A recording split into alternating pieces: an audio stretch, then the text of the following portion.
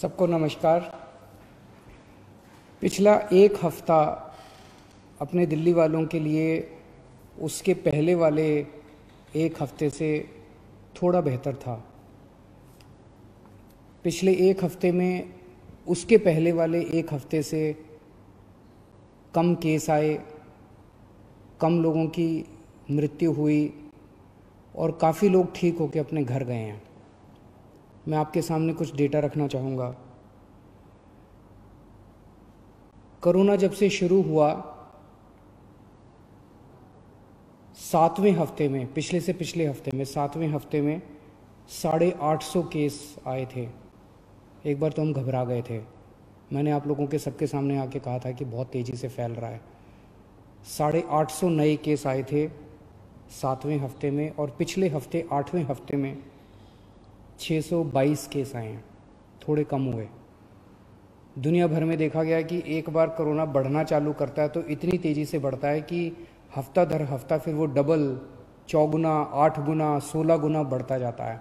फिर वो डबल पे डबल होता जाता है। लोग कहते हैं 4 दिन में डबल हुआ, 8 दिन में डबल हुआ, लेकिन 7वें हफ्ते में, पिछले हफ्ते में 850 केस आए थे और पिछले हफ्ते 622 नए केस आए थे।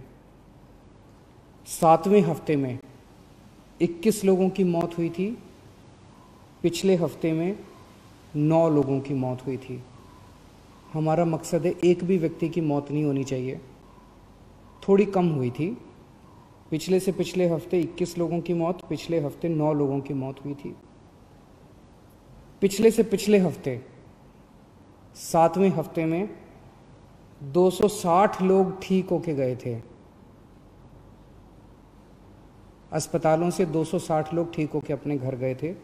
8वें हफ्ते में, यानी कि पिछले हफ्ते, 580 लोग ठीक होकर अपने घर गए थे। तो एक तरह से दुगने से भी ज़्यादा लोग ठीक होकर अपने घर पिछले हफ्ते गए थे।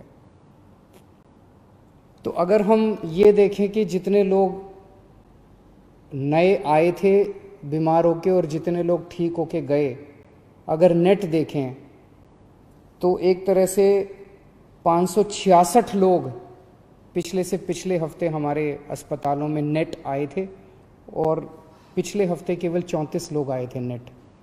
तो एक तरह से पिछला हफ्ता अच्छा रहा। हम सब लोगों ने, आप सब लोगों ने बड़ी कठिनाई के साथ ये जो लॉकडाउन है इसका पालन आप लोग कर रहे हैं, और अगर हम इसी तरह से पालन करते रहें तो मुझे उम्मीद है इस महामारी से हम लोग निजात पा सकते हैं। पिछले हफ्ते रविवार को जब मैं आपके सामने आया था, मैंने कहा था कि अभी हम लोगों ने तय किया है कि लॉकडाउन एज इट इज़ जारी रहेगा, कोई रियायत नहीं दी जाएगी, और 27 तारीख को हम लोग इस पे दोबारा निर्णय लेंगे कि लॉकडाउन को जारी, इसमें कुछ रियायत देनी है कि नहीं देनी है। तो एक ही रियायत आज हम दे रहे हैं, वो ये कि परसों रात को केंद्र सरकार ने कुछ तरह की दुकानें खोलने का निर्णय लिया है। उस केंद्र सरकार के आदेश को हम दिल्ली में भी लागू कर रहे हैं। ये आदेश क्या है, ये मैं आपकी जानकारी के लिए बता दूं। जो एसेंशियल सर्विसेज की दुकानें थी, दवाई की दुकान, किराने की दुकान, खाने पीने की दुकान, सब्जियों की, फ्रूट्स की दुकान, दूध की सर्विसेज, वो जो एसेंशियल सर्विसेज हैं वो तो जारी रहेंगी, उसको कोई छेड़ नहीं रहा। वो एज इट इज़ जारी रहेंगी, वो खुली रहेंगी, वो सप्लाई होती रहेंगी। इसके अलावा कोई मार्केट नहीं खोले जाएंगे। कोई डीडीए मार्केट नहीं खुलेगा, कोई ये मार्केट, वो मार्केट, कोई मार्केट नहीं खुलेंगे, कोई शॉपिंग मॉल नहीं खुलेंगे, कोई मार्केट कॉम्प्लेक्स नहीं खुलेंगे। लेकिन जो रेजिडेंशियल एरियाज़ में इक्की दुक्की दुकानें होती हैं, स्टैंड अलोन कोई दुकान है, नेबरहुड की कोई दुकान है, इक्की दुक्की इस तरह की जो दुकानें हैं, उनको खोलने की इजाज़त केंद्र सरकार ने दी है। उन इक्की दुक्की दुकानें जो नेबरहुड में है, स्टैंड अलोन है, रेजिडेंशियल एरियाज़ में हैं, उन दुकानों को जो केंद्र सरकार ने इजाज़त दी है, वो दुकानें दिल्ली में भी खोली जाएंगी। मैं फिर से बता दूं, कोई मार्केट नहीं खुलेंगे, कोई मार्केट कॉम्प्लेक्स नहीं खुलेंगे, कोई शॉपिंग मॉल्स नहीं खुलेंगे, लेकिन कंटेनमेंट एरिया में वो भी नहीं खुलेगी। जो इक्की दुक्की दुकानें मैं बात कर रहा हूँ, कंटेनमेंट एरिया वो एरिया है जहाँ पे हम लोगों ने सख्ती की हुई है, सील किया हुआ उन एरियाज़ को जहाँ पे कोरोना के ज़्यादा केसेस निकल के आ रहे हैं। उन एरियाज़ में किसी भी किस्म की दुकान को खोलने की कोई इजाज़त नहीं रहेगी। इसके अलावा अगला एक और हफ्ता, ये जो एक ऑर्डर आया है परसों केंद्र सरकार का, इसके अलावा और कोई कुछ खोलने की हम इजाज़त अगले एक हफ्ते तक, 3 मई तक और नहीं दे रहे। 3 महीने तक यथावत इसी तरह से जो रेस्ट्रिक्शंस हैं वो जारी रहेंगी। ये हमारे लिए बहुत कठिनाई का समय है। बड़ी कठिनाई से पिछले एक हफ्ते में आप सब लोगों ने मेहनत करके कोरोना को पे काबू पाया है। हमें इसे जारी रखना है, किसी भी तरह से इसको अब आगे और बढ़ने नहीं देना। 3 मई तक पूरे देश में प्रधानमंत्री जी ने लॉकडाउन का ऐलान किया है। 3 मई के बाद केंद्र सरकार इस पे क्या निर्णय लेती है, उस पे निर्भर करेगा कि हम दिल्ली के अंदर आगे इसको कैसे ले जाते हैं। केंद्र सरकार के निर्णय के बाद हम लोग आगे के अपनी दिशा तय करेंगे। एक अच्छी खबर है, कल मैंने बताया था आप लोगों को, प्लाज्मा से अच्छे नतीजे आ रहे हैं। प्लाज्मा के जो अभी तक ट्रायल्स किए गए उसके अच्छे नतीजे आ रहे हैं। एक एक मरीज़ के ऊपर मैं खुद नज़र रख रहा हूँ। कल एक मरीज़ थे LNJP में जो कि काफ़ी उनकी नाजुक हालत थी और डॉक्टरों के हिसाब से वो सिंक करते जा रहे थे। उनको प्लाज्मा दिया गया और उनकी तबीयत में काफ़ी अच्छा सुधार हुआ है। आज सुबह तक काफ़ी सुधार हुआ है उनकी तबीयत में। मैं डिटेल्स में नहीं जाऊंगा, डिटेल्स में जाना सही नहीं है, लेकिन उसको देख के हमारा उत्साह बढ़ा है इस प्लाज्मा थेरेपी को लेके कि इतने सीरियस मरीज भी ठीक हो सकते हैं इनसे। मैं उम्मीद करता हूं कि वो पूरी तरह से स्वस्थ होकर अपने घर जाएंगे। अभी तो ICU में ही हैं और मैं एक हमारी कोशिश है कि कोई भी मरीज़ प्लाज्मा का, उसकी मौत नहीं होनी चाहिए।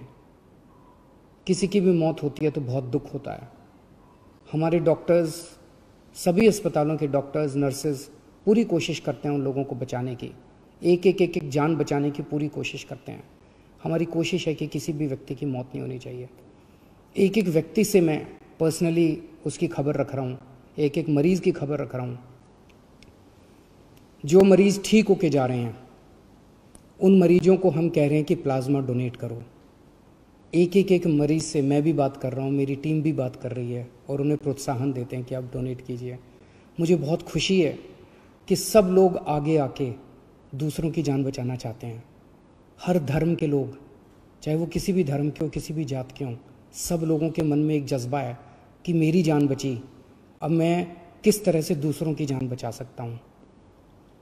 मेरे मन में एक विचार आ रहा था, मैं सोच रहा था कि कल को, अब जब मैं पिछले कुछ दिनों से लोगों को ब्लड डोनेट करने के लिए, प्लाज्मा डोनेट करने के लिए इतना हम लोग उनको प्रोत्साहित कर रहे हैं, तो मेरे मन में एक विचार आ रहा था कि कल को कोई पेशेंट, मान लीजिए हिंदू है और बहुत सीरियस है, हो सकता है उसको मुसलमान का प्लाज्मा उसकी जान बचाए।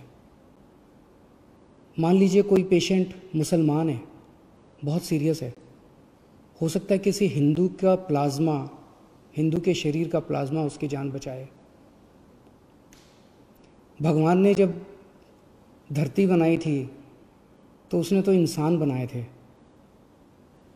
हर इंसान की 2 आँखें हैं, एक जैसा शरीर है, लाल रंग का खून है, उसी किस्म का प्लाज्मा है। भगवान ने तो हमारे बीच में कोई दीवार पैदा नहीं की। भगवान ने तो किसी किस्म के ये धर्म वो धर्म हमारे बीच में किसी किस्म की खाई पैदा नहीं की। ये तो सब हम ही लोगों ने की हुई है। कोरोना होता है तो सबको होता है ना, कोरोना तो हिंदू को भी होता है, कोरोना तो मुसलमान को भी होता है।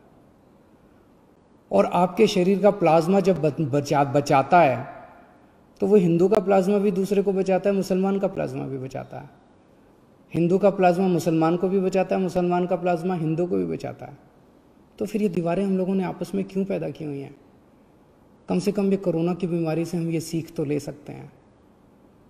अगर हमारे देश के सब लोग, हिंदू, मुसलमान, सिख, ईसाई, जैन, बौद्ध, हम सब मिलके एक साथ काम करेंगे, प्यार और मोहब्बत से काम करेंगे, तो ये देश को कोई नहीं हरा सकता।